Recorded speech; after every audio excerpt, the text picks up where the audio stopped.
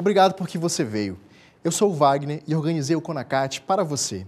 Aproveite tudo, dê uma olhada nos horários e nos títulos das palestras que mais tem a ver com você. Sempre tem um tema que chama mais a nossa atenção, não é mesmo? Sempre tem algum palestrante que chama mais a nossa atenção. Então agende-se, faça o compromisso de, no horário da sua palestra, estar aqui comigo. O CONACAT vai até este domingo e todas as informações importantes eu vou enviar para o e-mail de quem está inscrito em nosso site www.catolicoemrede.com.br. A sua inscrição é muito importante para que você receba informações e não perca nada. Uma ótima palestra para você e seus amigos. Deus te abençoe.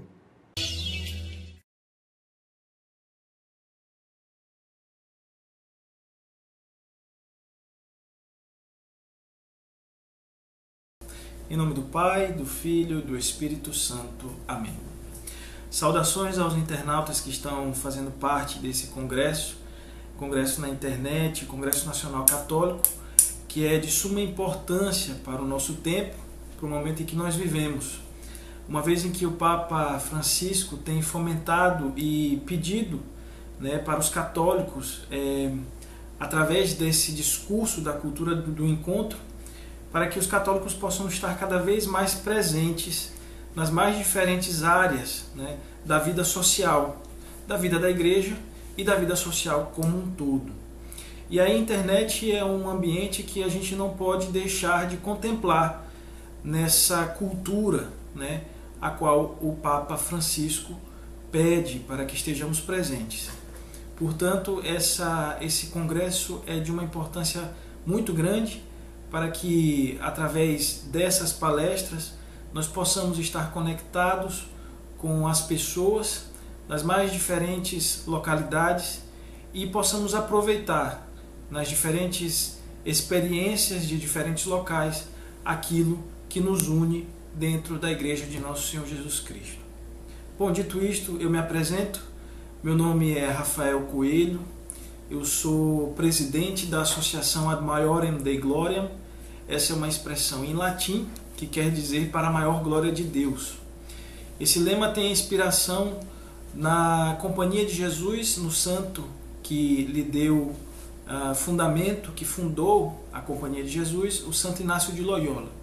Para a maior glória de Deus é o que quer dizer o nome da associação. Eu já tive uma experiência como catequista na igreja e penso que a minha atividade hoje ela não está excluída da catequese, porque tudo aquilo que nós fazemos, nós damos bastante ênfase para o ensinamento das coisas da igreja, da doutrina da igreja.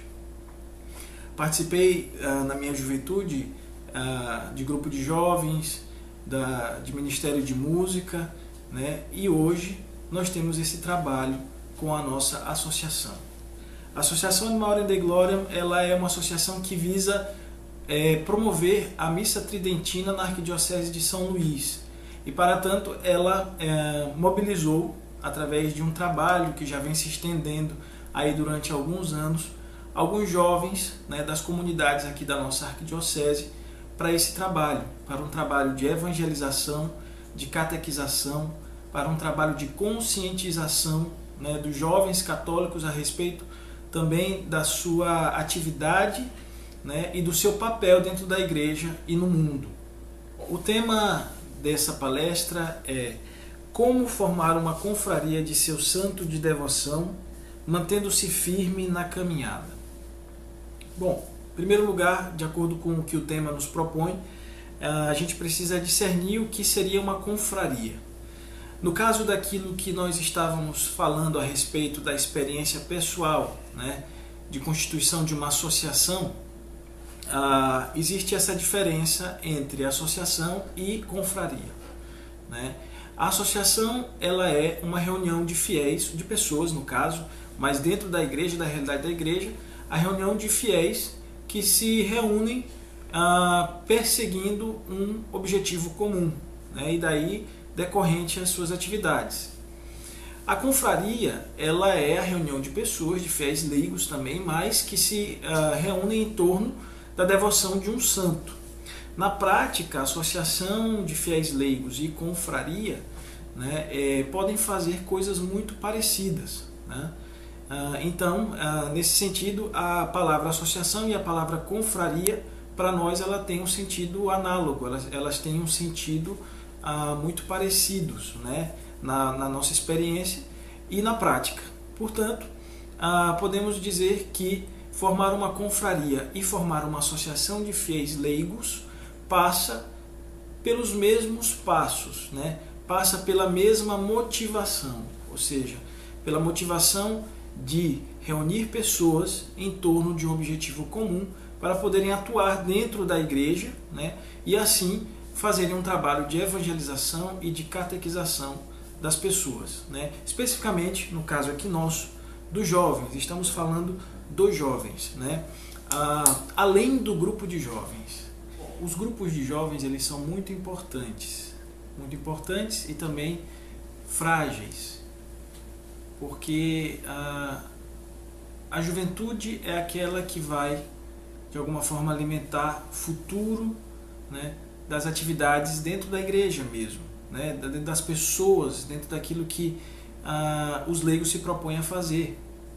E é frágil porque a juventude, mesmo tendo uma energia para as atividades e para buscar aquilo que é bom, reto, verdadeiro e virtuoso, e diga-se de passagem, a juventude deve buscar justamente essa virtude, porque a energia da juventude deve ser direcionada para isso, né?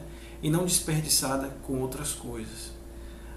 Mais frágil, porque a nossa realidade é uma realidade que propõe muitas distrações, né, à juventude.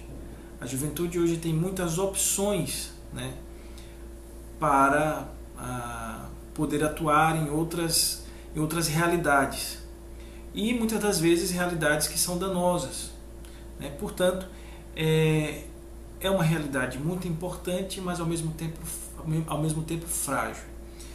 E assim é a vida de todo laicato, né, de todos os leigos dentro da igreja, uma vez que fazemos parte deste mundo moderno em que existem muitas distrações, né? Se dizemos que somos cristãos, ousamos dizer isso, é porque nós queremos imitar os passos de nosso Senhor Jesus Cristo.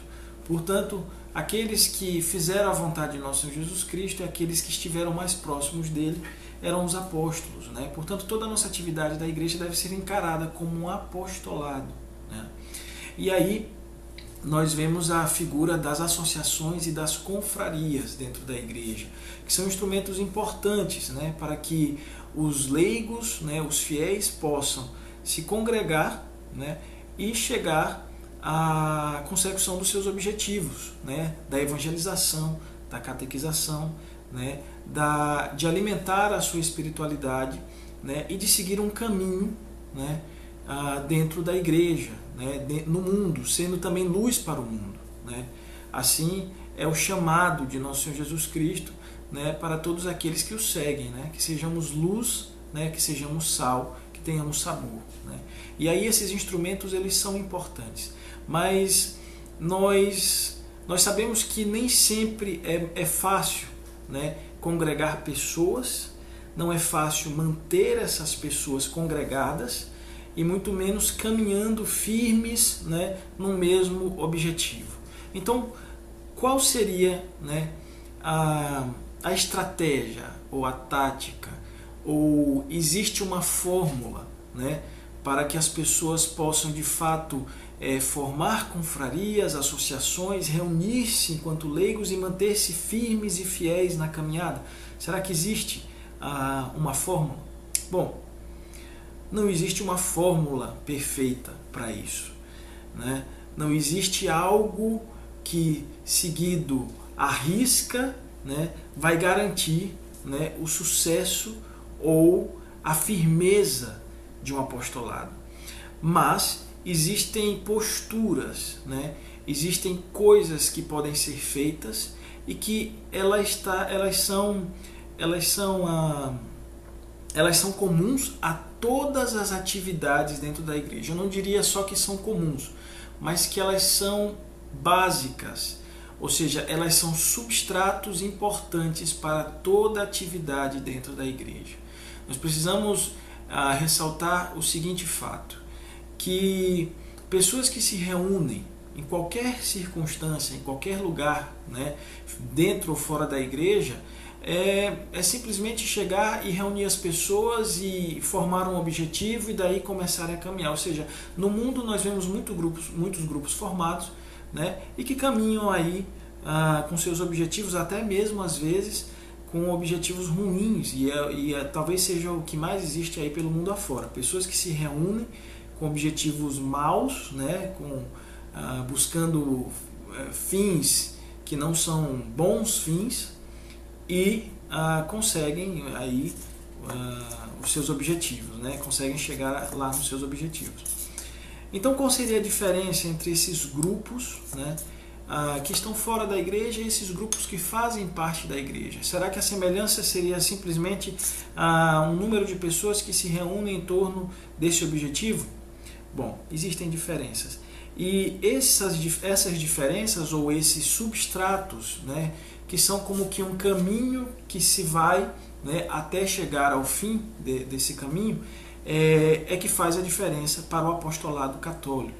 Daí a gente pode elencar algumas realidades, que são realidades importantes e que elas não podem ser deixadas de lado, sob pena, né, de nós não conseguirmos cumprir com aquilo que nos propomos, né? Então, qual seria o primeiro deles? Bom, e aí eu lembro para vocês que em que pede a gente fazer aqui, a gente elencar alguns pontos, isso não quer dizer que é uma ordem necessária, né? Mas simplesmente que são pontos que devem ser verificados, que devem ser respeitados e que devem ser seguidos também, né? O primeiro deles qual é? Bom, a gente sabe que dentro da igreja, dentro da atuação dos leigos, pela nossa experiência atual, uma das maiores dificuldades que nós temos hoje é com a catequese, com uma reta catequese, né? Ou talvez pela presença de uma catequese deficitária, né? E por que isso? Porque fazer com que as pessoas se reúnam em torno de um objetivo comum é fazer que elas conheçam aquilo, né, que elas se propõem a fazer. E já que estamos dentro da igreja, nós precisamos conhecer a igreja, entender o que é a igreja, para daí, portanto, nós começarmos uma atividade dentro dela. Eu não quero dizer que porque não temos uma reta catequese ou porque de repente nós não conhecemos, né, a fundo a doutrina da igreja ou as coisas da igreja, nós não podemos atuar da igreja. Não é isso que eu estou dizendo. Mas que favorece muito a atividade do nosso apostolado dentro das confrarias e dentro das associações, o conhecimento da igreja, daquilo que ela prega, daquilo que ela informa e forma aos seus fiéis. Afinal de contas, nós não podemos conceber a igreja apenas como um edifício físico, né, feito de paredes, né, e de tijolos, argamassa, mas como um edifício espiritual. Portanto, é preciso que nós conheçamos essa realidade da igreja, tanto de sua organização, quanto de sua doutrina, quanto de sua realidade mística, através dos santos, através daquilo que nos foi legado pelos testemunhos, né, tão importantes de pessoas que se santificaram porque estavam dentro da igreja, né? Então, o primeiro passo é a catequese. Os jovens hoje precisam, né, serem catequizados conforme o que a igreja nos ensina, né? E como nós devemos fazer isso? Bom, a igreja ela nos oferece uma infinidade de fontes onde nós podemos buscar, né, justamente esse conhecimento bimilenar e que é de uma sabedoria divina, porque a igreja é corpo místico de nosso Senhor Jesus Cristo. Portanto, o seu ensinamento é o ensinamento daquilo que nosso Senhor Jesus Cristo quer que nós sejamos ensinados, né? Então, nós temos o catecismo da Igreja Católica, nós temos os documentos da Igreja Católica, né? Nós temos os escritos dos papas, aquilo que eles nos colocam, né, todos os dias a respeito da fé, da vida em comunidade, da vida dentro da igreja e da vida em sociedade também, né? Portanto, tudo isso é importante. Nós temos, sobretudo, a vida dos santos, né? Os santos que deixaram seu belíssimo testemunho de vida e mostram para todos os fiéis que a santidade é possível, né? Ou seja, nós temos um vasto material, né? Muitas fontes onde nós podemos realmente buscar. E aí, para que a gente possa de fato começar um trabalho, né, um trabalho leigo, né, dentro de uma confraria ou dentro de uma associação, é imprescindível que se dê essa atenção para uma catequese, para que as pessoas conheçam, né, aquilo que aonde elas estão, né, atuando. Bom, o segundo ponto. E aí eu lembro mais uma vez que, em que pese estamos elencando pontos importantes, né, isso não é uma ordem necessária. Falamos primeiro da catequese, dada a necessidade e a importância dela, né, para todo o serviço dentro da igreja, para toda a nossa vida de fé. Então, o segundo ponto seria a formação de um objetivo específico.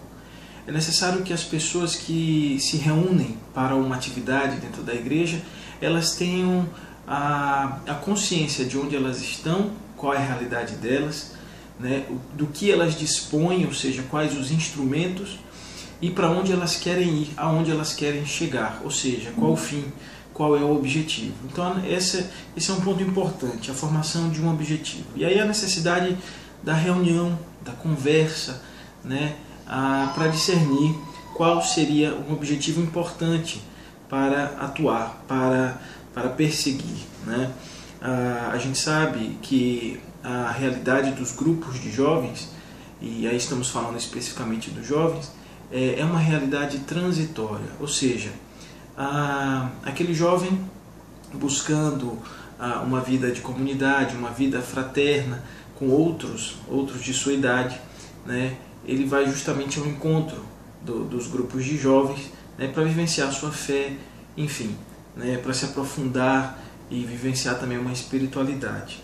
Acontece que o tempo passa, né, e aí de fato aquele jovem vai buscar outra atividade, outra realidade, e nem sempre ele vai encontrar, né, na igreja, na sua comunidade, um acolhimento, né? Portanto, as associações e as confrarias, elas são interessantes porque elas não visam essa realidade transitória, mas permanecer atuando, né, dentro de uma regularidade, né? Elas permanecem ali e podem acolher as mais diferentes pessoas, né, em diferentes idades, inclusive. E aí a importância de se discernir esse objetivo. Bem, pode ser, de repente, a atuação de uma associação de fiéis leigos, né, fomentando alguma atividade dentro da igreja, seja litúrgica, seja catequética, enfim. Pode ser uma confraria que escolhe um santo de devoção e a partir dessa escolha fomenta a prática da oração e a prática de atividades importantes dentro da comunidade, né? Tudo isso pode ser feito a partir de um objetivo em comum. A igreja, ela permite, né, que sejam erigidas, que sejam constituídas associações e confrarias, né, com um objetivo específico. É interessante fazer a leitura do cânon 298 do Código de Direito Canônico, que é o código que rege juridicamente a igreja e prescreve justamente essa possibilidade, né, dos fiéis leigos poderem constituir associações, poderem reunirem-se, né, em torno de um objetivo em comum. Então passo a leitura do cânon 298, que diz assim: na igreja existem associações distintas dos institutos de vida consagrada e das sociedades de vida apostólica, nas quais os fiéis, clérigos ou leigos, ou conjuntamente clérigos e leigos, se empenham mediante esforço comum para fomentar uma vida mais perfeita e promover o culto público ou a doutrina cristã, ou para outras obras de apostolado, isto é, iniciativas de evangelização, exercício de obras de piedade ou caridade e animação da ordem temporal com o espírito cristão. Ou seja, buscando esse objetivo que não é outro, né, que seja a catequização, a evangelização, né, buscando sempre fazer a vontade de Deus, buscando a sua honra e a sua glória, né, exaltar a igreja e aquilo que ela ensina, né, esse, portanto, seria um objetivo comum, né, das reuniões, das associações e confrarias compostas por leigos, né, ressaltando, mais uma vez, que é um ambiente propício para acolhimento, né, desses jovens, né, dessas pessoas que passaram por uma realidade temporária, né. O terceiro ponto, então, juntamente com a formação desse objetivo, seria o respeito às normas da igreja. Nós precisamos entender que se nós queremos fazer algo que seja pela evangelização, né, pela catequização das pessoas, fomentando as coisas da igreja, ensinando e fazendo com que essas coisas sejam conhecidas, nós devemos respeitar esse ambiente e respeitar aquilo que a igreja nos ensina. Afinal de contas, a igreja, como já foi dito, ela é não só um edifício físico, né, como eu disse, mas um edifício espiritual. Ela é corpo místico de nosso Senhor Jesus Cristo, que está ligado à sua cabeça. Portanto, a igreja tem uma sabedoria bimilenar, tem um ensinamento, né, que é o próprio ensinamento dos apóstolos, é o ensinamento das coisas que nosso Senhor Jesus Cristo quis que nós fôssemos ensinados de fato. Ou seja, devemos confiar naquilo que a igreja sempre ensinou de forma perene, né, nas suas verdades de fé. Portanto, é preciso respeitar as normas da igreja, respeitar aquilo que ela nos coloca enquanto norma, né? Do contrário, o nosso trabalho corre o grande risco de não gerar frutos bons. Pode até gerar frutos, mas não seriam frutos bons, né, em desrespeito àquilo que a igreja nos ensina e nos coloca. Então, esse respeito às normas da igreja, ele é muito importante. Seguindo esse ponto, nós temos a obediência, seria o quarto ponto, nós temos a obediência e a subordinação a uma autoridade eclesiástica.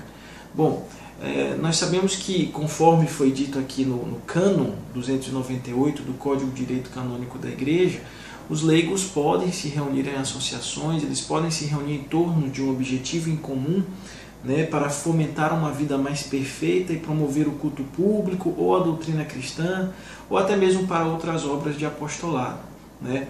Bom, justamente por esse trabalho ser feito dentro da igreja, no âmbito, né, da igreja, é necessário, se faz necessário, né, uma pessoa que possa guiar, né, o trabalho dos leigos. E essas pessoas que podem fazer este trabalho são justamente os nossos sacerdotes. Então, eis a importância do sacerdote, aquele que representa Cristo para nós, aquele que sem o qual, né, nós não podemos ter os sacramentos, nós não podemos ter, né, o corpo sagrado de nosso Senhor Jesus Cristo na Santa Eucaristia. Então, o sacerdote é muito importante. Não podemos prescindir da sua presença, muito menos prescindir da sua autoridade. Portanto, a necessidade de um guia espiritual, de um diretor espiritual, mais propriamente eu digo, que possa dirigir os trabalhos e que possa estar a par do que está acontecendo, para que se evite um caminhar errado, né? Nós somos humanos, somos contingentes e muitas vezes, numa boa intenção, podemos de repente nos perder porque não conseguimos enxergar, né, alguma coisa que uma pessoa que tem mais sabedoria, uma pessoa que é mais instruída, uma pessoa que de fato possui uma incumbência de dirigir os outros, né, essa é a figura do sacerdote, possa de repente ajudar aí, né, nessa situação. E ajuda, né? E na verdade é necessário, se faz necessária a presença do sacerdote. Então, obediência e subordinação a uma autoridade eclesiástica, né? Isso é importante. Nós sabemos que a igreja ela é uma instituição hierárquica, né? E por ser um corpo de nosso Senhor Jesus Cristo, este corpo tem várias partes. Todos atuam dentro da sua capacidade, dentro da sua vocação, dentro daquilo que foram chamados a fazer, né? E devemos respeitar, né, cada uma dessas atividades e cada uma dessas hierarquias, né, dentro da igreja. Isso é muito importante. Nosso Senhor Jesus Cristo quis assim. Bom, passados esses pontos, nós precisamos de uma estratégia. o grupo, por menor que ele seja, em número de pessoas, ele pode fazer uma grande diferença se ele tiver uma organização e uma estratégia montadas, né, para a sua atividade. Isso é importantíssimo, né? Inclusive os grupos, às vezes, aí na sociedade, que se reúnem, como a gente vê muito acontecer hoje em dia, se reúnem para fazer alguma coisa e às vezes para fazer coisas ruins, eles conseguem um grande êxito por conta de uma organização, de uma atividade onde pressupõe uma estratégia. Então, eis a necessidade da estratégia e da organização, né, dentro da constituição de uma associação de fiéis leigos ou de uma confraria, fazendo cronogramas, fazendo formações, enfim, dividindo os papéis dentro, né, desse organismo, né, dentro dessa reunião de pessoas. É preciso que haja uma pessoa que possa coordenar os trabalhos, é preciso haver alguém que possa fomentar essas atividades, e aí as divisões de trabalho são importantes, né? Coordenador, tesoureiro, né? Formador, né? Ou seja, uma pessoa é responsável pelos eventos, uma pessoa é responsável, né, pelo estudo, ou seja, divide-se, né, as funções de acordo com o que se quer, né, fazer, né? Se você, por exemplo, tem a intenção, né, de constituir uma associação de fiéis leigos, ou uma confraria, enfim, ou um grupo, uma equipe dentro da sua comunidade, que seja, por exemplo, para organizar a liturgia, para fomentar, né, as coisas da liturgia, de fato, você vai precisar de uma organização. E aí você precisa de um coordenador, você precisa de alguém que possa ajudar nas formações, né? Se é uma equipe de liturgia, você vai dividir aquela equipe em pessoas que possam atuar dentro da liturgia como acólitos, como leitores, como comentarista, enfim, pessoas que possam ficar responsáveis pela ornamentação da igreja, e cada um, né, tem a sua função. E aí é preciso se aproveitar disso, aproveitar do que cada um pode oferecer de melhor, ou seja, tentar detectar ali o que cada um pode oferecer dentro das suas características, dentro das suas capacidades, né? Coordenar um grupo é ordenar as coisas junto com os outros, né? E aí a importância de se fazer um cronograma, se fazer uma estratégia, né, para que se possa chegar à consecução, né, dos objetivos, né? Todos esses são pontos importantes e acredito que sejam coisas que sejam até já comuns, né, para as pessoas que vivem dentro da igreja ou que se organizam em grupos, né? Portanto, os dois últimos pontos é que são o diferencial, né, na organização de uma associação de fiéis leigos, de uma confraria, que seriam a oração e a vida sacramental. Não podemos prescindir desses instrumentos, da oração e de uma vida sacramental. Desde o começo, na verdade, a oração ela deve estar presente. Os santos, eles foram aqueles que rezaram e que sabiam que toda a sua atividade apostólica deveria ter como início a oração, ou deveriam ter como um alimento e um substrato a oração. São Pedro, Julião e Marte diz o seguinte, que a virtude é um gasto e que por ela ser um gasto, então ela precisa ser alimentada de alguma forma. Como é que se alimenta a virtude? Bom, é através da oração, é através do sacrifício. Então nós temos um gasto, que é a virtude, e nós temos o alimento, que é a oração.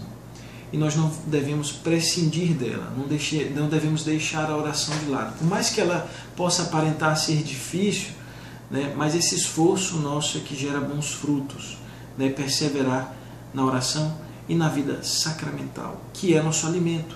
Juntamente com a oração, a vida sacramental é essa que nos dá força para caminharmos, né, que nos dá força para termos cada vez mais comunhão com Deus.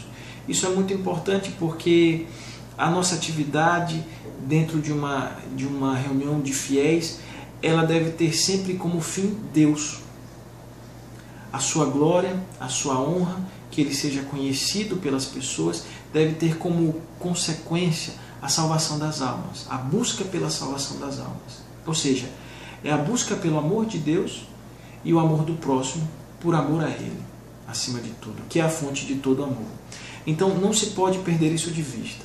Esses pontos eles ficaram por último, mas ressalta-se aqui que eles são imprescindíveis durante toda a nossa caminhada, né? Durante toda a nossa caminhada, eles são muito importantes. Ora, nós sabemos que para que nós possamos gerar bons frutos, nós precisamos estar unidos à árvore. Assim nosso Senhor Jesus Cristo nos ensinou. Somos como os ramos de uma árvore. Nosso Senhor é a árvore e nós precisamos dar bons frutos. E precisamos estar ligados a Ele. Então, a oração é esse caminho que nos faz conhecer a vontade de Deus a respeito de nós mesmos, faz nos conhecermos a nós mesmos em primeiro lugar, a sua vontade, a vontade de Deus, e conhecer aquilo que nós devemos fazer para agradá-lo. Portanto, não podemos deixar de lado, né, esse instrumento importantíssimo que é a oração. E aí a vida sacramental, que é justamente participar dos sacramentos, receber essas graças que nos alimentam e que nos fazem permanecer, né, no caminho bom e verdadeiro. Bom, juntamente com isso, precisamos elencar o sétimo e último ponto importante, né, para que nós possamos manter-nos firmes na caminhada, uma vez que nós fizemos parte do grupo de jovens, fomos além dele, constituímos uma reunião de fiéis para um objetivo comum, montamos a nossa estratégia, discernirmos que a oração é esse caminho importante que nos mantém em comunhão com Deus, juntamente com a vida sacramental. E aí, por fim, o último ponto, que seria a confiança e humilde submissão à vontade de Deus. Lembremos o seguinte, que todas as nossas obras, elas devem estar direcionadas, né, para a exaltação, né, de Deus e da Santa Igreja, né? Portanto, quem rege a nossa história e quem rege o nosso caminhar não somos nós mesmos, mas Deus. Deus nos abre o caminho para que nós possamos, né, trilhar um caminho que chegue até Ele. E se é Ele que abre esse caminho, nós precisamos apenas nos colocar, né, à disposição para dar os passos, né, para dar esses passos nesse caminhar. Portanto, a confiança e a humilde submissão à vontade de Deus é importantíssimo, porque independente das nossas forças, independente das coisas que acontecerem de ruim, nós precisamos lembrar que Deus é que está no comando de tudo, né? E que a sua vontade é que deve prevalecer. E diante dos desânimos e das derrotas, permanecermos firmes e confiantes na vontade de Deus, porque Ele é que está à frente, né? Pode ser que de repente se reúna um grupo e aquele grupo apenas se torna uma ponte para algo muito maior no futuro. E aí precisamos ter essa submissão e essa confiança, né, humilde, né, na vontade de Deus, posto que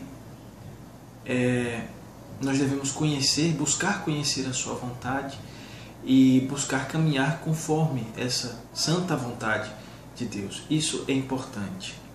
Bom, uma observação última a respeito da constituição, né, de associações, da reunião de fiéis, de reunião de fiéis leigos em grupos e confrarias, né? Esse é um trabalho que pode ser muito frutuoso, que é muito importante ser feito. Ele está inserido também, né, nessa cultura do encontro, né? Penso eu que foi falada pelo Papa Francisco. E por isso essa observação é que uma vez constituído um grupo, uma vez constituída uma associação ou uma confraria, que não se deixe de lado a vida em comunidade. É importante que esse apostolado, esse trabalho, ele possa gerar frutos na comunidade, que ele possa ser feito em comunhão. Por mais que ele possa ser difícil, mas é importante que na busca do amor de Deus e na busca por Deus mesmo, nós possamos refletir aquilo que nós buscamos, aquilo que nós alcançamos de Deus, aquilo que Deus nos dá de graça, que nós possamos refletir isso para os irmãos, para o próximo. Esse é um trabalho que pode gerar muitos frutos, né? E essa deve ser a nossa intenção também, enquanto apostolado. Então, a observação é essa, final, é que não se deixe a comunidade, mas que se possa fazer um trabalho junto a ela e em comunhão com a igreja. Né? Todos esses pontos eles são balizadores, eles são importantes, não se deve negligenciá-los, né? Mas sobretudo que haja essa intenção reta, né? essa intenção justa de buscar a Deus, buscar o próximo por amor a Ele, como já foi dito aqui. A proposta também destas palestras e a veiculação delas é que muitas pessoas possam se aproveitar de experiências diferentes, né, nos mais diferentes lugares. Isso é importante. Conhecer o que uma pessoa que às vezes está numa realidade totalmente diferente da minha, numa localidade bem diferente, tem passado e tem vivido. E às vezes são situações parecidas. Essa troca de experiências ela é salutar e ela não deixa de ser um encontro entre as pessoas. Portanto, eu gostaria de falar sobre essa experiência, de fazer parte desse trabalho juntamente com outras pessoas, a fim de poder reunir em torno de um objetivo comum e começar aí um trabalho de apostolado. Há algum tempo atrás, fazendo parte da catequese e auxiliando o grupo de jovens da minha comunidade com formações, alguns desses jovens eles resolveram reunir-se para fomentar uma atividade dentro da nossa comunidade, que seria alguns jovens reunidos estudando a liturgia, estudando os mistérios da nossa fé, e vivenciando isso através de um serviço próprio, como acólitos, leitores e na música. Isso tudo foi incentivado por um sacerdote da nossa comunidade, que nos incentivou a trabalharmos, né, nessa senda. E isso foi muito importante para nós. Começamos ali a descobrir, né, algo muito importante e entendemos que era salutar disseminar esses ensinamentos, esses conhecimentos e atuar dessa forma na comunidade. Viemos então acompanhando as notícias da igreja e as coisas que estavam acontecendo ao nosso redor. Aconteceu que nós ficamos 3 meses juntamente com este sacerdote que estava à nossa frente, atuando, e o nosso coordenador. Aconteceu que eles tiveram que sair. Eles saíram da nossa comunidade, ambos, tanto o sacerdote quanto o coordenador da equipe de liturgia dos jovens dessa comunidade. E aí nesse momento nós enfrentamos a nossa primeira dificuldade, que foi a dificuldade da confiança, de confiar em Deus e talvez de acreditar que algo poderia ser feito, né, dali, daquela situação. Bom, nós rezamos, nós nos reunimos e nós discernimos que, uma vez que nós nos reunimos para servir na igreja, assim deveria acontecer, independente da situação. O sacerdote ficou conosco 3 meses, mais ou menos o mesmo tempo que o nosso coordenador ficou também, e eles tiveram que sair. E agora? O que nós vamos fazer? Bom, nós pensamos, vamos continuar. Vamos ficar aqui da maneira que for possível, realizando o serviço e estando disponíveis para servir, independente da forma como nós queremos que as coisas, né, sejam. Entendemos que era importante essa disposição e essa conformidade com a situação. Em outras palavras, nós entendemos que nós haveríamos de estar em conformidade com a vontade de Deus. Entendemos que deveríamos passar por aquilo e assim nós permanecemos. Nós não tivemos mais a oportunidade de atuar como acólitos, nem de sermos leitores. Na verdade, até fazíamos leituras na liturgia, mas enfim, o que não acontecia era que nós não podíamos mais atuar como atuávamos antes, quando estávamos tendo à frente o sacerdote. E daí ficamos lá nessa comunidade estudando a liturgia, instruindo os jovens, aqueles que queriam aprender alguma coisa sobre liturgia. E não deixamos de montar a nossa estratégia, a nossa organização. Organizamos enquanto coordenação, tesouraria, né? Tentamos fazer uma organização do nosso grupo, mas sempre prezando por aquilo que a gente achou que era o mais importante. Os nossos momentos de oração, os nossos momentos de adoração, os nossos momentos de formação. Nós não prescindimos da oração nem da nossa espiritualidade. E assim nós caminhamos durante 2 anos. Então dividimos o nosso cronograma em encontros que aconteciam semanalmente. E nós fazíamos, como já disse, um momento formativo, nós tínhamos os nossos momentos de oração, adoração e espiritualidade, e não deixávamos de estudar a vida dos santos, que são aqueles que são testemunhas para nós, né, da vida cristã. E isso foi muito importante na nossa caminhada. E assim seguimos. Como disse, nós ficávamos atentos ao que estava acontecendo em torno a nós, ao que o Papa dizia, ao que estava acontecendo na igreja. E assim nós começamos também a estudar e conhecer o documento Summorum Pontificum, que é o documento, um decreto do Papa Bento XVI, que foi promulgado em 2007 e que falava a respeito da missa tridentina, da celebração, né? Enfim, e todos nós estávamos conhecendo aquela realidade. Não tínhamos pretensão de que fosse formada uma associação que promovesse a missa tridentina, mas estávamos cientes da realidade dela. E quando a gente menos esperava, nós conseguimos o contato de um padre de um outro estado, o qual nos incentivou a fazer uma primeira celebração aqui da missa tridentina, aqui na cidade de São Luís. Bom, e aí nós começamos a nos organizar. Fomos até o padre que havia nos incentivado a fazer a equipe de liturgia, reunimos-nos com ele e encontramos-nos com outras pessoas aqui nesta cidade, em São Luís do Maranhão, que estavam interessadas em ver a missa tridentina acontecer.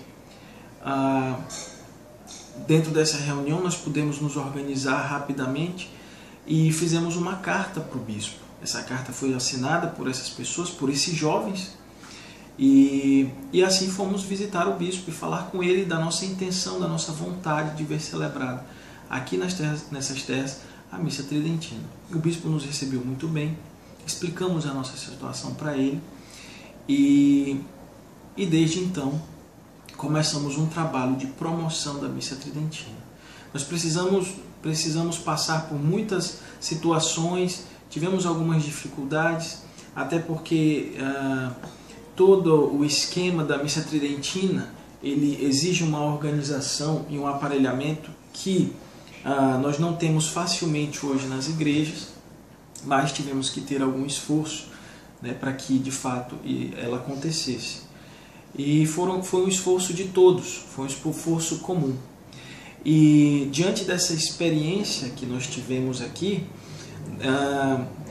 nós podemos, fazendo um autoexame, verificar que nós demos essa ênfase, né, em primeiro lugar, a catequese, né, depois nós verificamos que o nosso objetivo, em que pese a gente estar numa equipe de liturgia, ele acabou sendo direcionado para uma realidade que era nova para a gente, que era a missa tridentina, e começamos a trabalhar em torno disso, sempre buscando respeito pelas normas da igreja, respeitar o que a igreja nos coloca enquanto norma, sendo ela nossa mestra e nossa mãe,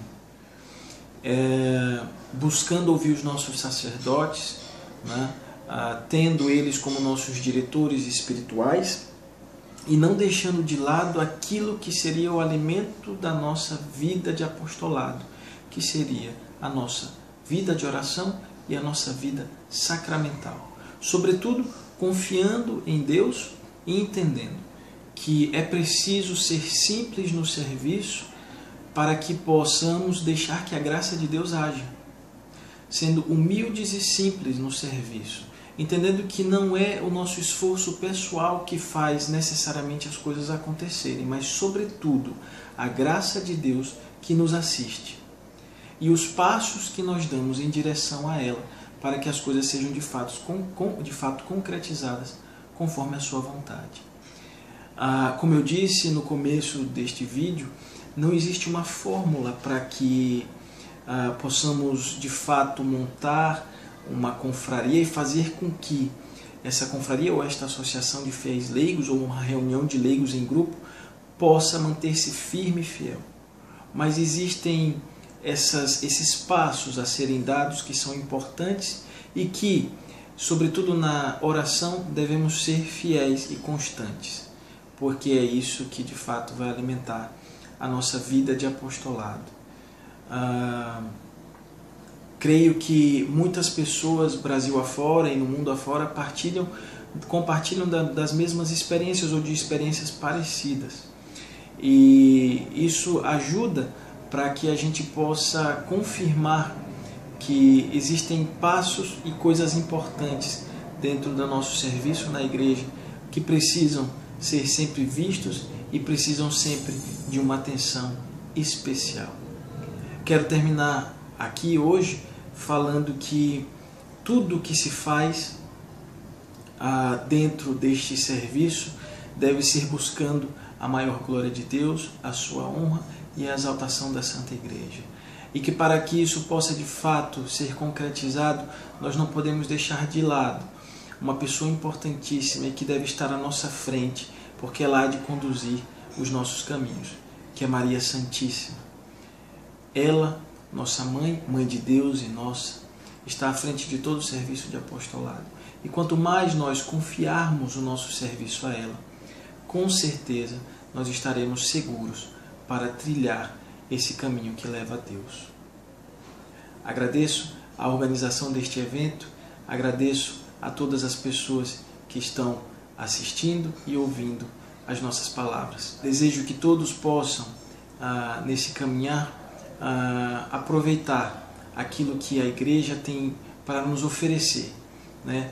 Buscando com fidelidade e com firmeza o seu ensinamento, a sua doutrina e, sobretudo, buscando amar a Deus e buscando